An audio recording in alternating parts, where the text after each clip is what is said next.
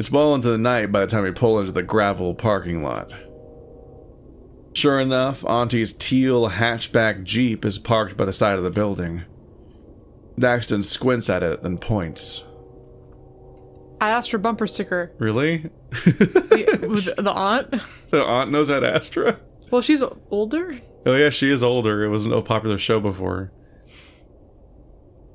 On the chrome bumper, there's a decal of what I guess is a silhouette of Captain Amicus with some sort of insect on his face.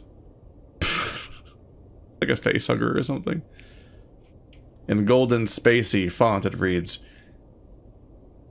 "These things are harmless, don't worry." I didn't know that your aunt was cool.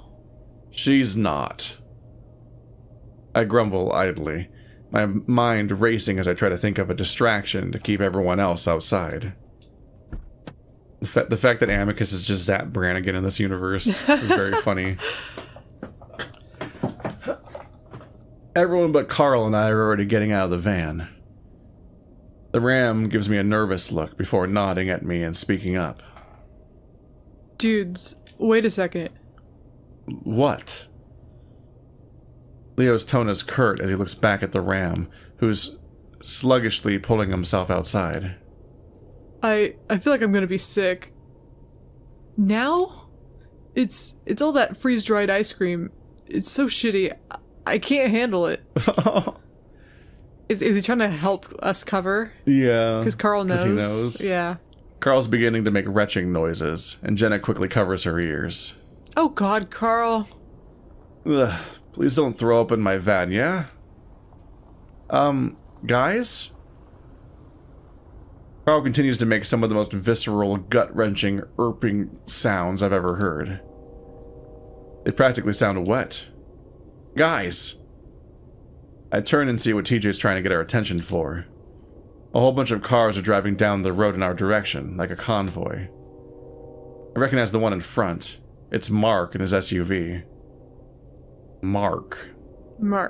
That's new, right? We don't know a Mark. I don't remember Mark. Oh, unless he's from the... we learned a lot of names at the smoke room. So unless he's one of those people. Oh, I think I think it might... Is Mark the horse? The horse? I thought it was Mike. Mike's the horse. Mike. I was like, who is I was trying to remember like who is Daxton's boyfriend. He works here at City Hall.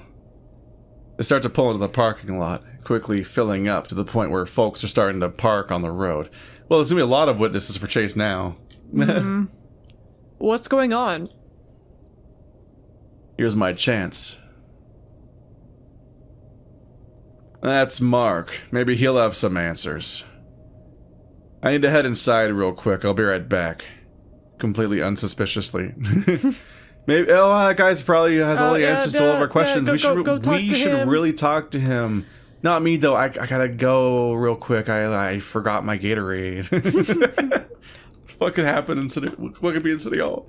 I think I have half a white mocha in the fridge still. I'll be right back. Yeah. Jenna nods slightly, watching what looks like a bunch of townsfolk getting out of their cars in front of us. I pass the still hunched over Carl and give him a squeeze on the shoulder. Thanks. I feel like I'm actually gonna puke now after that. Don't. Or do. Whatever. It can only make things more delayed. I head inside. It's quiet when I enter, though I can hear the subtle sounds of shuffling paper coming from down the hall. I'm starting to feel this strange sort of pang in my head, like someone's pressing an ice pack to the front of my skull. Maybe it's because I'm nervous. Regardless, here I go. Oh, she's here. I walk lightly, peering around the corner into Auntie's office. Her fingers flick along various pages within a manila folder, her tropical flower print scarf swaying with her every movement. I watch her, illuminated only by the soft glow of the moonlight outside. The fact that she looks like she's on like a safari is very funny to me. I know, I love it. I'm wrought with this uneasy sort of feeling where I can't tell if she actually knows that I'm here or not, or whether she cares. It's a familiar feeling, but never one I quite got used to. Oh, that's sad. The hell of a ruckus outside. You looking for something? Anything of substance regarding the whole hysteria business. She speaks plainly. What? I'll tell you in a second. Is Mark here yet? So she called everyone. She cranes her neck to peer out the tiny slitted window in the corner of her office, yet there's not much of a view other than the side of a sagebrush. I saw him pulling up in his SUV outside, like a whole convoy of folk following him. Is it about Clint? She looks up, seeming to notice my repeater for the first time. Her brow furrows. You know, under any circumstance, I'd give you a chewing out for bringing that inside. I did hear he's been making hell of a scene around town, waving a gun around. Figured it was a meth binge until I saw Dale doing the same damn thing. Diner Dale? That fucking otter is kind of a softie, ain't he? You don't think he's got to do with this painkiller addiction? We know now we know the name of the otter that we vaguely hint at sometimes. Diner Dale. There's some fat, short otter that, like, they're like, there's one other otter, but that can't be what the people are seeing. That he doesn't look anything like Chase. I feel like Diner Dale is the right name for somebody like that. Diner Dale's a funny name. I popped 4 of the pills he takes earlier, you know, for the aches. It ain't the sort of thing to put you in a gunfighting mood. I nod. Despite everything she's telling me, I can't really focus on it. I keep looking back towards the closed reading room door behind me. Fuck. Might as well just get it over with. I take a deep breath. Did you let Chase out? What? She seems confused at the sudden change of topic. Chase, Leo's lover boy? Former lover boy. He hasn't been pounding on the door to get out? Boy, what are you talking about? I haven't seen him since you brought him and the Hendricks boy to City Hall the other afternoon. I turn, moving out the hallway and unlocking the reading room door. Always thought it was weird that it had a lock facing the hall, though I think Auntie mentioned there used to be a back exit through here. What the hell? Flynn, what did you do? I ignore my aunt's exasperated voice as I push open the door, stepping into the dark room. It's mustier than a skunk's ass in here with all the rain damage. I can practically feel the mildew and mold on my toes as I run my hand along the wall. Eventually, I find the light switch. Chase? He's not in here? Carl's voice takes me by surprise, the ram standing slightly behind me. And of course, Daxton's there too, the salamander gawping at the interior like he's some kind of museum. I can't believe you locked Chase up. Like, do city clerks have the authority to do that? Not unless he's, like, archiving him. You told him? I glare down at the ram, who quickly throws up the flat of his paws defensively. He's your roommate, dude. Come on. It's not like he's part of the old group anyway. The fact that we're just inherently just acknowledging, like, here's a closer group of people with a healthier relationship. Fuck everyone else. The old group is what they are now. Yeah, the old group. Like, between the previous fight and Chase's everything and meeting Daxton, Carl's just moved on. Good for him. He's done the thing that no one ever does in Echo most of the time, is move on. Just leave, and he's the one staying here. Good for Carl. What a deeply ironic outcome. Fortunately, like Carl said, I don't see the rest of the gang. Carl notices me peering past him and speaks up. They're, talking with Mark outside. It's about time he showed up. Hi, Mayor. Hi. The two of them wave awkwardly. Auntie looks at the both of them with a sort of perplexed frown. Hello, y'all. She responds abruptly, quickly looking back up to me. Now, Flynn. Just give me a sec. He's got to still be in here. Where? Yeah, it's a small room. Spots? I see a stained blue V-neck shirt laying on the ground in the corner by the old bookshelves. Chase! Still no response. It's then I notice there's something moving on his shirt. Little specks that seem to be gathering in the folds of the fabric. Oh, fuck me. The spiders are real? I thought They for sure. ate him. Dude, I thought for sure they would not be real. It's like one of those horror movie scenes. You gotta look up and Chase is on the ceiling. He's like, he's webbed. Up, yeah. bursting with eggs. I hold out my arm across the doorway, pushing Carl and Daxton back. Dude, what? Auntie, did Mark set off all those bug bombs after work on Monday like I asked? I'm assuming by your tone that he did not. They hatched. Oh, goodness. Can we not play the pronoun game right now? What are you talking about? Daxton, context. Wait. They... I think they mean the bugs. Saying... Like he doesn't get that there's bugs, but it seems like you'd figure it out. What else are you supposed to call them? They is the right word? I'm confused. So why he's confused? Pronoun game just means when you keep referring to something as they or he or whatever and never saying what you're talking about. So people just can't tell what you're talking about. Oh, I see. Got it. That's what they mean. Okay. It's like, what the fuck are you talking about? You just keep referring to it, but not saying what it is. If you said they hatch and you just said bug bombs, I think it's already clear what you're talking about. That's why I'm like, Daxton, it's not that deep. I'm like, I don't know, mosquitoes, I guess, is an alternative. I mean, just bugs. Yeah. Of some kind. I see the unused can sitting knocked over in the corner. Stay back, Black Widows. I lower my arm and walk over to it, quickly popping the top and watching the fogger begin to mist the foul-smelling fumigation spray into the air. The effect is near instant. The skittering pattern of little spiders begins to grow more erratic. I watch as an adult one on Chase's shirt clambers on top of an increasingly still pile of little spiders. It just sits there, writhing. I can feel something on my foot, too, but my scales are too thick for it to be of any threat to me. I hear Carl mutter behind me. I take back what I've always said. You do have balls. Excuse me? Sorry, Mayor Moore. Boys, I do not have time for this. You just set up a bug bomb and left the door open? Like, yeah, and then also, isn't Chase there? Like, you just set off with Chase there? Like, I guess he didn't find Chase. There's just mysteriously Chase seems to be gone, but his shirt's there, so there's a shirtless Chase somewhere. He's grown too powerful. Because he probably threw off his shirt to get the spiders off. Yeah. So him throwing off his shirt was true. All like his reactions, and also the spiders were real. I was not expecting that. Which is upsetting. Well, and then also, why did it change from a tarantula to Black Widow? So that made me definitely think it was fake. Like, why was I supposed to think that was real? This raises the question. Maybe the tarantula is just symbolic. Did Chase time travel? Yeah. Like his vision ends in the smoke room era of the game, the smoke room.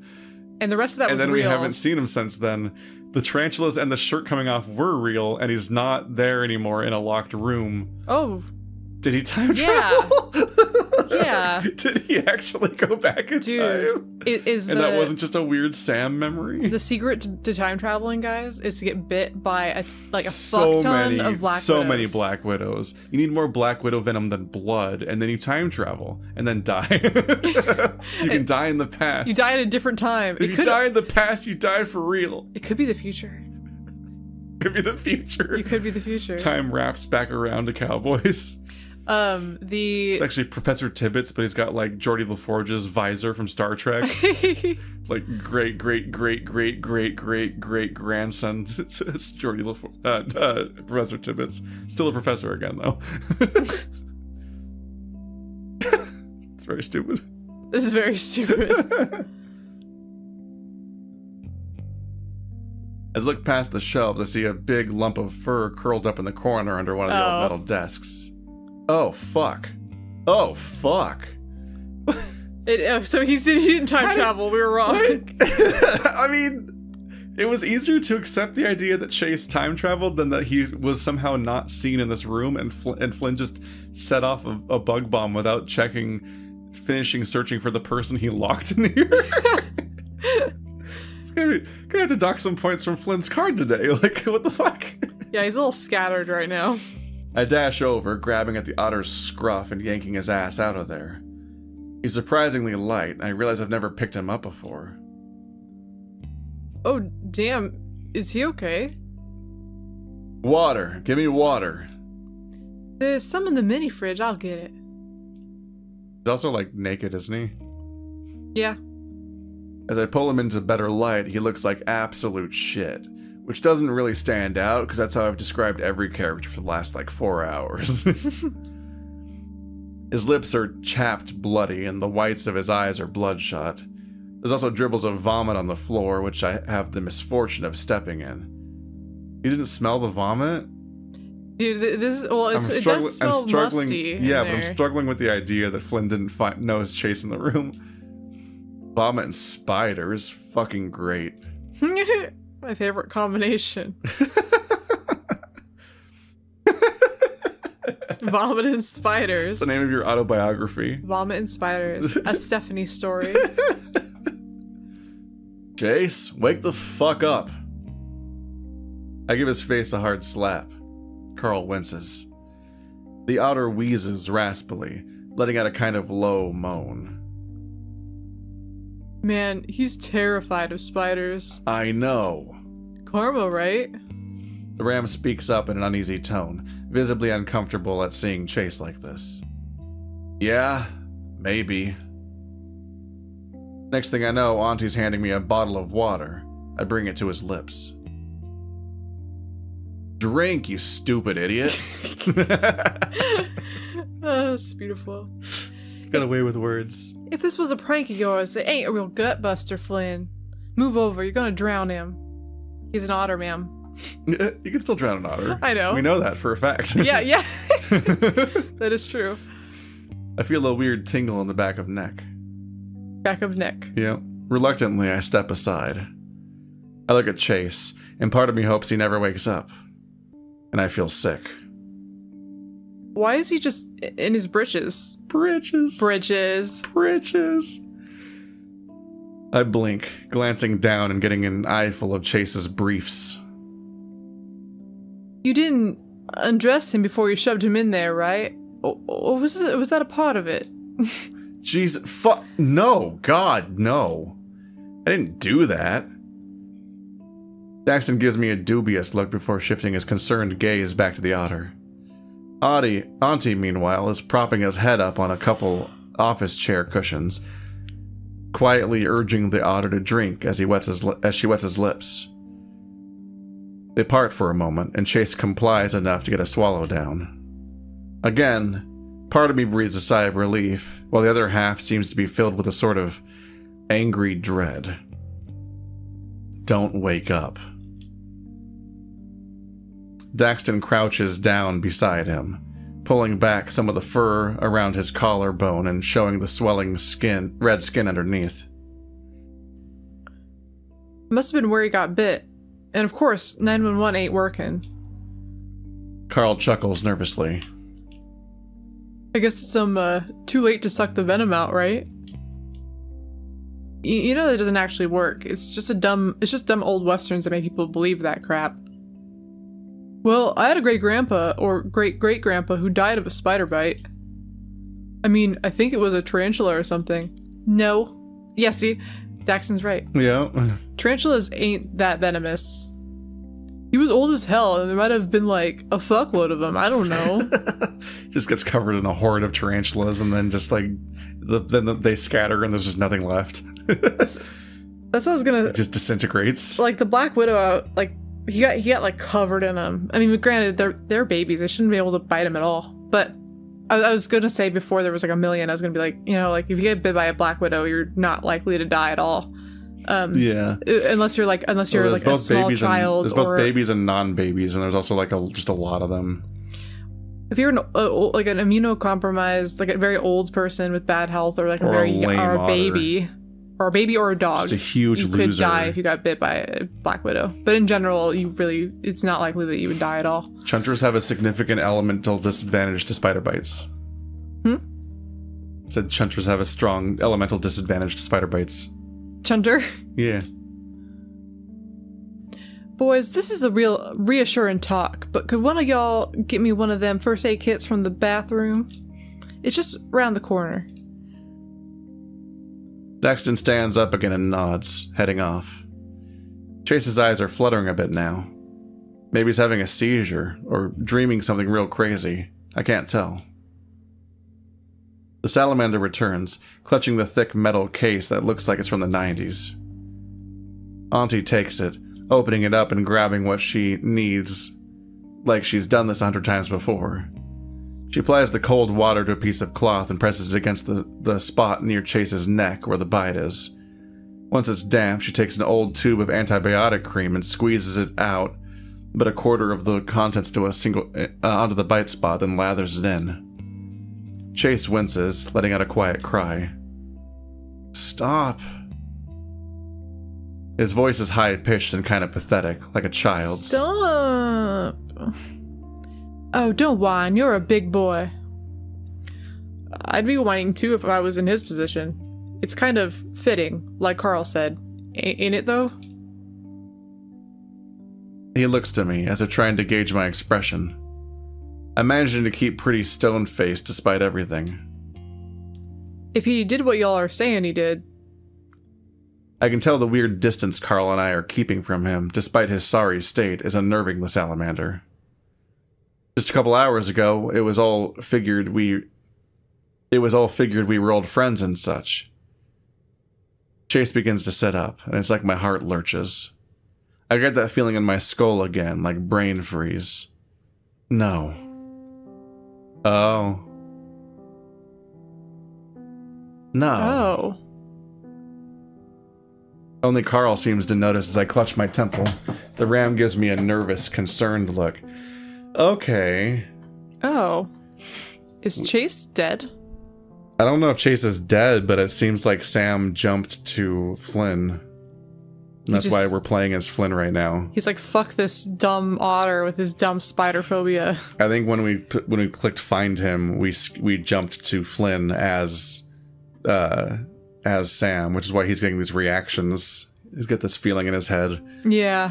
He's got two conflicting feelings of what he wants to happen to Chase. Which makes me think that the part of him that wants Chase to die is actually just Sam, and not Flynn's, like, darker impulse or anything. I mean, it could just be Flynn. I don't know. I feel like it would work either way. It could, well, yeah. That's why it was believable. That's why we didn't immediately clock it. But you were talking about this split reaction to the situation, and then we just got the Sam font. I think we just got Sam. Yeah, I think he might have been here this whole time. That might be why we're playing as Flynn suddenly, because Sam seemingly is our perspective. Because we follow Sam when he leaves Chase too. Finally, Chase looks at me. Look at him. It's also like, it's this surreal thing of like, look, Chase has a sprite. Yeah, you forget sometimes. And Flynn doesn't. Well, Chase has never had a sprite outside of the side stories, yeah, where we don't play as him. But we're not playing as him now. Nice chonies. Look at that nerd. Flynn? Again, with a childlike voice. It's like he's taunting me. I suck in my lips. What the fuck am I supposed to say? I want to slap him again. I want the fucking truth. But he looks fucking pathetic. Everything's stiff. No kidding. You rolled in a darn Black Widow nest, kid. More interesting things to add to your little movie you're making about our Fairtown. Auntie sighs. I'm worried you'll have some more content here in a bit. What? What's... Ow. He sees through his teeth as he clutches at his neck. What's going on? He reminds me of TJ, like he's about to start crying at a moment's notice or something. I wonder if Chase has kind of reset because Sam's been with him since Sydney died. That's what this is making me think. And then also the way the music, the piano, yeah, it's like Chase has been saved. If he suddenly seems so young. At what cost? At what cost? Poor Flynn now. Yeah, maybe I guess we have had Sam with us because we had that time travel moment where I don't know if that means like. It's also possible that maybe Chase just does sound kind of whiny and young and innocent when he's not like augmented by Sam's personality. But nobody knows him anymore. Should be sad in its own way if no one actually knows what Chase is like. Yeah, just because he's been like this for so long. Like, Leo had an entire relationship with Sam Chase. So, what, does he even like Chase? I don't think, I mean, I think that there's a, I don't think that, like, you know, I get the impression that Chase is still an asshole and that he still has, like, volition. Might be. I don't believe that. He never got the chance to be his own person because of how long ago this happened. Well, I don't think he's Sam all the time. Like, I don't think he's just Sam, but I think they affect each other. Like, yeah, I'm sure. He had that talk in Flynn's room after they fucked where he talks about just how he's always, he never really feels like he's himself. He always feels like he's watching his own life. Yeah, but if he has that, then he does still have a self because he's, yeah, you know.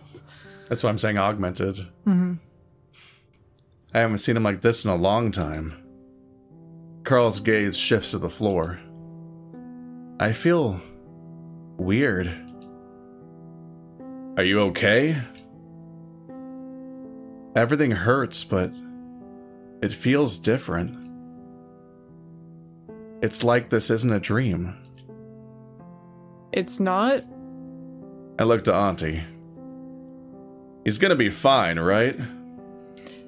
These bats can be real painful. It could have been nastier with a brown recluse, but it still ain't gonna be fun. I'd get him to some professional help if I were you. If that's possible.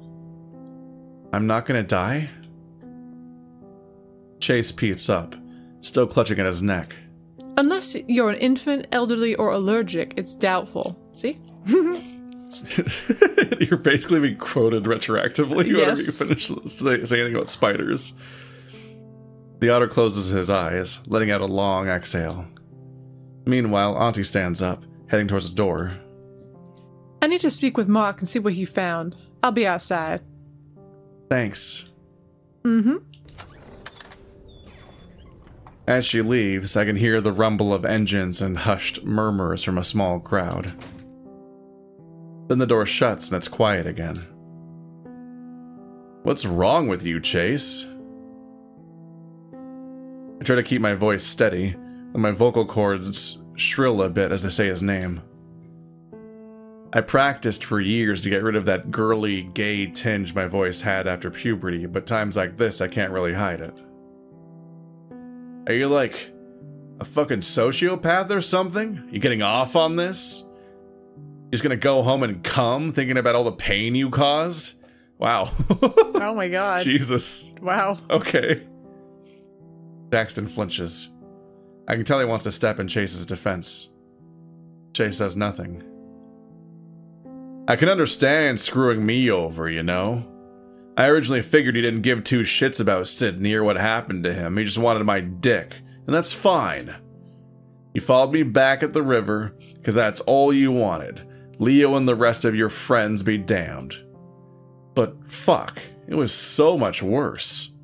Just admit it. Just say the words. No. What? Chase's arms and legs shake as he sits on the floor, craning his neck to look up at me. You're saying you didn't do it? Just by what TJ said? He looks toward the door. You're an asshole, Flynn. He speaks, his voice still having that squeaky, prepubescent cadence to it. But Sydney was a friggin' evil idiot, and I'm glad he died. You're glad you killed him. I'm glad he died. That's no secret. Daxton, looking 2 parts tense and awkward, steps further away from the otter. Daxton's like, well. Chase's eyes begin to well up. He looks so weak, but brimming with emotions. The salamander mutters something about checking on the commotion outside and heads outward. He left the oven on. The noise from the parking lot's getting louder. I hadn't really noticed.